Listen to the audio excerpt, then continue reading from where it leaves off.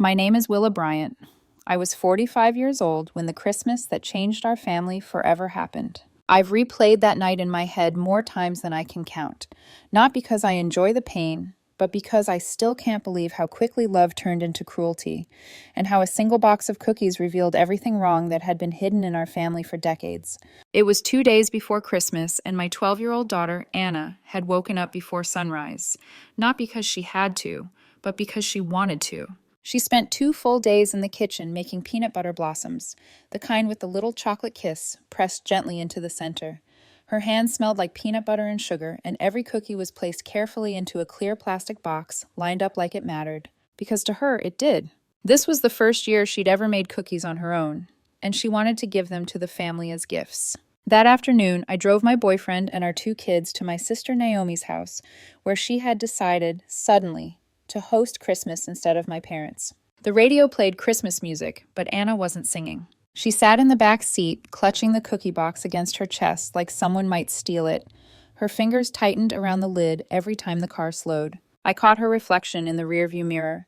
"Anna," I said softly, "what's wrong, sweetheart?" She hesitated. Then her voice came out barely louder than a whisper.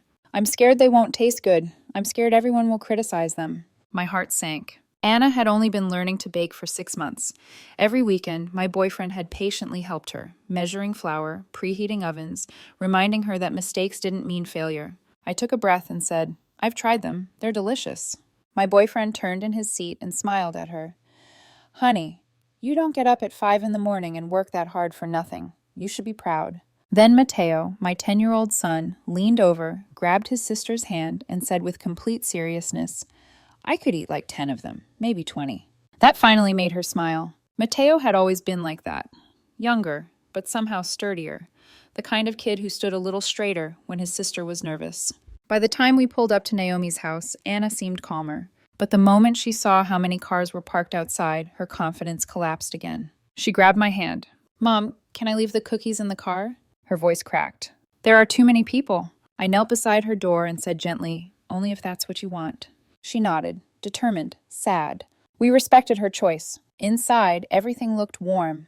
Lights, decorations, laughter. My mother rushed over and hugged the kids. My father barely looked up from his chair. Naomi stood near the kitchen, watching. She didn't smile. She didn't greet Anna. Her eyes flicked from me to my kids and away again. Dinner passed with forced cheer. Relatives praised my work, praised the kids, Anna's grades, Mateo's soccer team. Each compliment tightened Naomi's jaw just a little more. I noticed. I just didn't understand yet. When dessert came, my mother clapped her hands and said, "Anna, I heard you made peanut butter blossoms. Can we try them?" The room went quiet. Anna froze. "They're in the car," she said. "I was scared." My mother smiled warmly. "Go get them. I want to taste what my granddaughter made." Anna looked at me. I nodded. So I stood up and walked with her, because that's what mothers do when their children are scared. 2 minutes later, we returned. Anna held the cookie box tightly. And that's when Naomi stepped directly in front of her. "Give them here," she said coldly. "Let me see if they're even edible."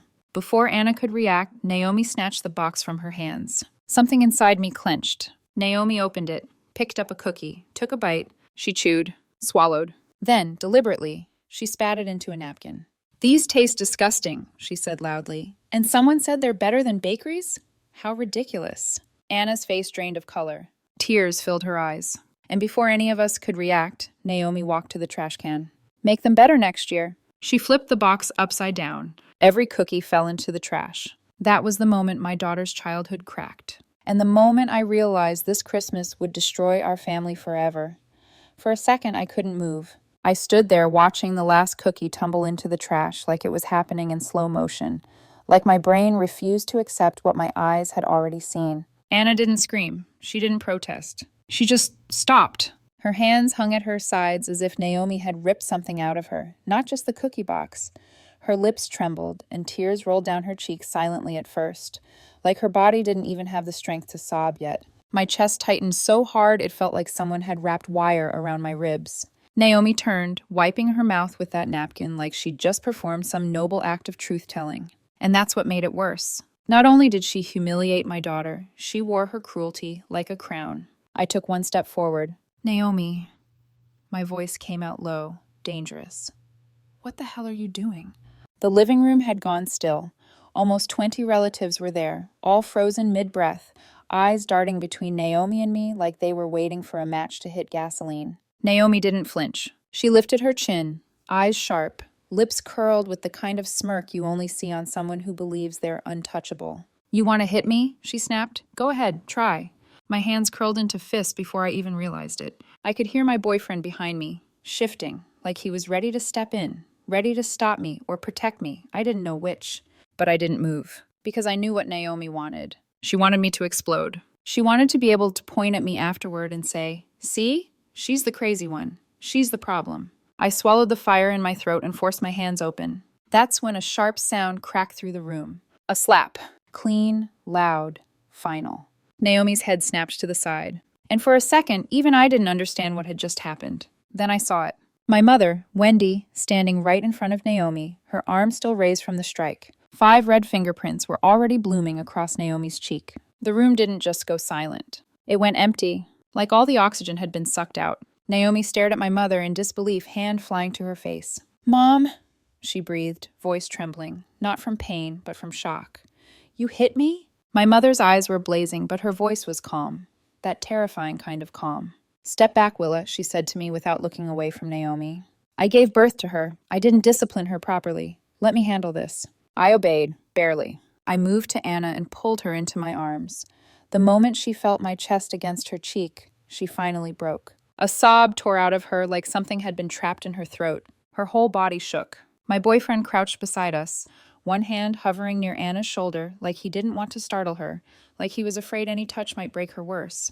"It's okay," he murmured. "You're safe. You're safe." My mother stepped closer to Naomi. "You bully a 12-year-old child?" she said, voice rising. "In front of everyone? This is your niece. This is your blood." Naomi's eyes flashed. And then, like the mask cracked, her face twisted with years of resentment. "You always take her side," Naomi screamed, pointing past my mother toward me. "You always take Willa's side. I'm your daughter too." Her voice echoed off the high ceiling, filling Naomi's perfect decorated living room with ugliness. That was when my father, Melvin, finally stood up. He'd been sitting by the fireplace most of the night, like a king watching peasants entertain him. Now he strode forward, face stern, jaw clenched, like he was already sure who the villain was. "Wendy!" he barked at my mother. "Why did you hit Naomi? You're being biased. Naomi was just being honest." I felt my stomach drop. There it was. The familiar pattern. Naomi lashes out, and my father covers her. My mother turned on him like lightning. "Shut up, Melvin," she snapped. "You watched her humiliate Anna, and you didn't say a word. You're her grandfather, and you let her stand there crying like that?" My father's face hardened. "She needs to learn," he said. "Kids shouldn't be coddled." Naomi told the truth. If the cookies are bad, the cookies are bad. That sentence, "kids shouldn't be coddled," hit me like a slap of its own. Anna's sobs sharpened. She buried her face deeper into my chest, like she wanted to disappear inside me. My mother pointed at the trash can. "Have you even tasted one?" she demanded. "Has anyone here tasted one?" My father scoffed. "I don't need to taste it. I saw Naomi spit it out." It was such a ridiculous argument, so flimsy, yet he said it like it was law. Around us, relatives began to stir.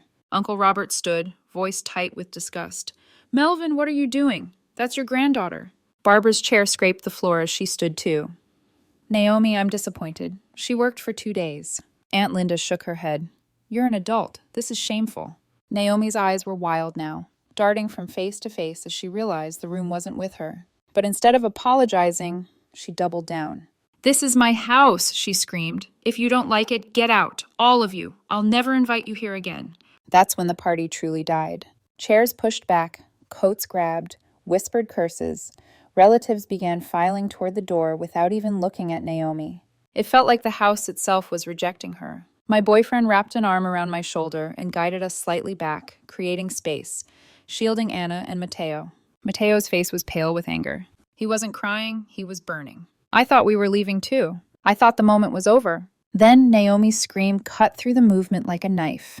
"Mom, what are you doing? Put it down!" Every head turned. My mother was standing by the trash can, and in her hand was one of Anna's peanut butter blossoms. It was still intact. The chocolate kiss still sitting neatly on top like a tiny crown. Naomi rushed forward, horrified. "It's dirty!" she shrieked. "Are you crazy?" My mother didn't even blink. She lifted the cookie and took a bite. A big bite. Slow, deliberate chewing. Like she wasn't eating a cookie, like she was making a statement so loud it didn't need words. The room froze again. Naomi's face drained of color. My father looked like he'd swallowed a stone. And Anna, still trembling in my arms, lifted her head just enough to see it. My mother swallowed, turned toward my daughter, and her voice softened into something so gentle it cracked my heart. "Anna," she said warmly, "your cookies are delicious, really delicious." Anna let out a broken sound, half sob, half gasp, and slipped from my arms to run to her grandmother. "Grandma, no," she cried, wrapping her arms around Wendy's waist. "They're dirty. I don't want you to get sick." My mother hugged her tight, stroking her hair like she was smoothing away every cruel word Naomi had thrown. "Sweetheart," she whispered, "I could eat 100 of them." I looked down and realized my own hands were shaking. My boyfriend's fingers tightened around mine. And in the corner of my eye, I saw Naomi standing like a statue, watching her own mother choose the cookie from the trash over her pride. That was when I understood something chilling. This wasn't just about cookies. This was about years. Years of favoritism. Years of resentment. Years of my father excusing Naomi's worst behavior until Naomi believed she could destroy a child and still be defended. And as my mother lifted her head and spoke to the room, "If you don't mind," Wendy said boldly, voice carrying, "come taste Anna's cookies. The ones on top are still clean." I realized this night was about to go even further. Because once people start tasting the truth, they don't spit it out. For a few seconds, no one moved. My mother stood beside the trash can like a quiet force of nature, one hand still resting protectively on Anna's back. The cookies she'd eaten seemed to hang in the air between us all, proof that Naomi's performance had been exactly that, a performance. Then Barbara was the first to step forward. She picked up a clean plate from the dessert table, hesitated only a moment, and carefully reached into the trash can. She selected 2 cookies from the very top, untouched, spotless, and placed them gently on the plate. "If Wendy can eat one," she said coolly, "so can I." She took a bite. Her eyebrows lifted in surprise. "These are good," she said, "really good." A ripple moved through the room. Uncle Robert followed, then Aunt Linda, then another cousin, then another. One by one, they tasted the cookies Naomi had declared disgusting. And with every bite, her lie unraveled a little more. "They're rich, but not too sweet.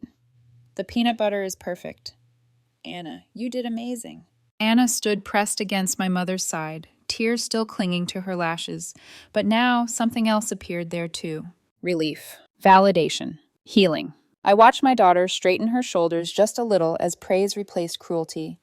I watched her smile, small at first, then brighter, as adults knelt to her level, asking for the recipe, promising to request cookies next year. Naomi, meanwhile, shrank. She stood near the kitchen island, arms wrapped tightly around herself, eyes darting between the relatives who had turned their backs on her, emotionally and literally. Her husband Derek hovered beside her, face pale, mouth opening and closing like he wanted to say something but didn't know what could possibly fix this. And my father? He sat back down. Hard. He didn't argue anymore. He didn't defend her. He just stared into the fire like he was watching decades of choices finally catch up to him. After about 10 minutes, the guests began to leave. No hugs for Naomi. No polite goodbyes. Just nods toward my mother, toward me, toward the kids. "This was a beautiful Christmas," Barbara said pointedly as she pulled on her coat. "Just not in the way we expected." When the door closed behind the last guest, Naomi's house felt enormous and empty. The decorations looked cheap now, hollow. I took a slow breath. The anger I'd been holding in since the moment Naomi snatched that box finally surged forward, steady, focused, sharp. I stepped toward her. "The money," I said evenly, "from 2019. Naomi's head snapped up. "You have 30 days to pay me back." Her eyes widened in disbelief. "You're serious?" "Dead serious." "You're doing this to get revenge," she screamed. "You're pathetic." My voice stayed calm, ice cold. "I'm doing this because you hurt my daughter." My father stood abruptly. "Willa, that's too much. 30 days? Naomi can't come up with $200,000 that fast." I turned on him. My voice dropped. "You don't get to speak." The room froze again. "You watched your granddaughter get humiliated," I continued, each word precise. "You defended the person who did it. You don't deserve to call yourself her grandfather." He opened his mouth. No sound came out. Derek finally stepped forward, hands shaking. "Please," he begged, "give us more time. A year. Just 1 year." I cut him off with a single look. "Shut up." He stepped back immediately. That's when Naomi broke. She rushed toward Anna, panic replacing arrogance. I'm sorry, she cried. I didn't mean it like that. Please forgive me. Anna recoiled. Before I could move, Matteo stepped forward. He positioned himself squarely between his sister and Naomi, fists clenched at his sides, eyes blazing. He was only 10, but his voice didn't shake. You hurt my sister, he said. We're never coming back here again. He turned, took Anna's hand, and walked her toward the door. She didn't look back. Neither did I. As we stepped outside into the cold night air, my mother's voice called after us. Willa, wait. I turned. She wasn't looking at me. She was looking at Naomi.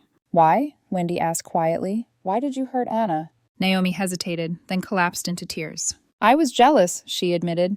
Everyone was praising Willa's family. No one noticed mine. The words hit like a dull thud. Jealousy. That was it. My mother stared at her for a long moment, then turned to my father. Melvin, she said calmly, I'm divorcing you.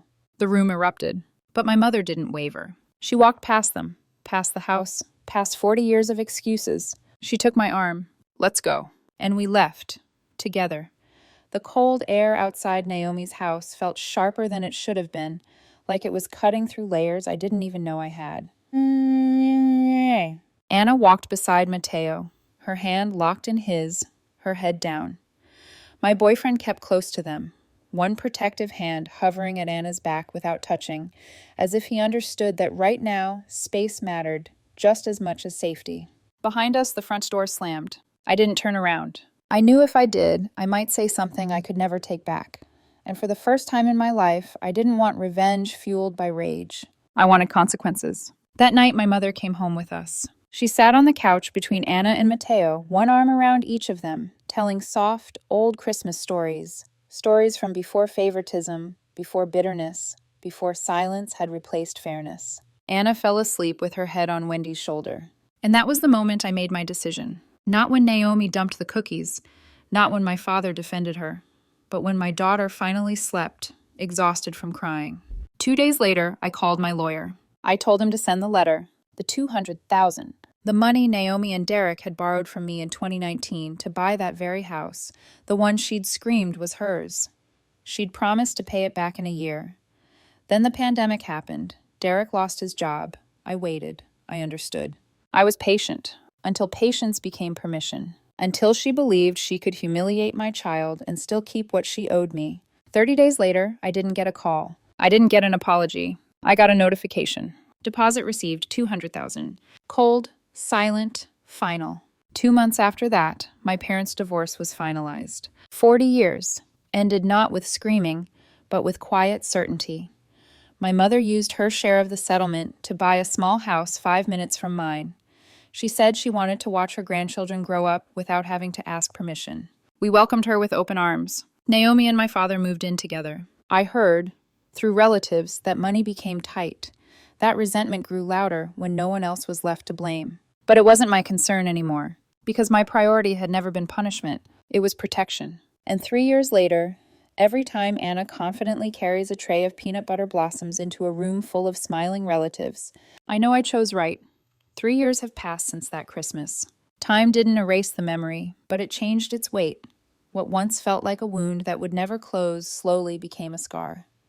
Still there, still visible, but no longer bleeding. Anna is 15 now. She's taller, straighter. There's a quiet confidence in the way she walks into a room, like someone who knows her worth doesn't depend on anyone else's approval. Every December, without fail, she spends 3 full days in the kitchen. Not because she's afraid anymore, but because she wants to. Peanut butter blossoms have become her signature. Not just one batch, several. Enough for everyone. Enough to send people home with plates wrapped carefully in foil. Relatives ask for them weeks in advance, and every time she carries out that tray, smiling as people reach for cookies she made with her own hands, I see the echo of that trembling 12-year-old girl. Only now, she stands tall. Matteo is 13. He's grown so fast it surprises me sometimes. He's nearly at my shoulder, his voice deeper, his posture solid. Teachers tell me he's thoughtful, protective, a leader.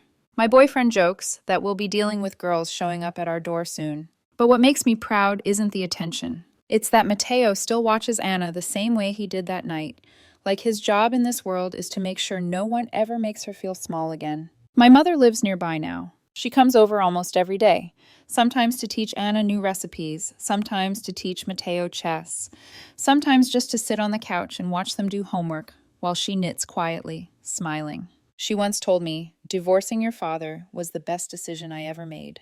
Not because it was easy, but because it was right. As for Naomi and my father, we don't speak. Some people say I should teach my children to forgive. I say this: forgiveness doesn't mean access. Love doesn't mean tolerance. And blood doesn't excuse harm. What my daughter learned that Christmas wasn't just how to bake cookies. She learned that when the world is cruel, her family will stand in front of her. She learned that love can be louder than humiliation. And she learned that even when someone tries to throw your effort away, the right people will pick it up, taste it, and say, "You did wonderfully."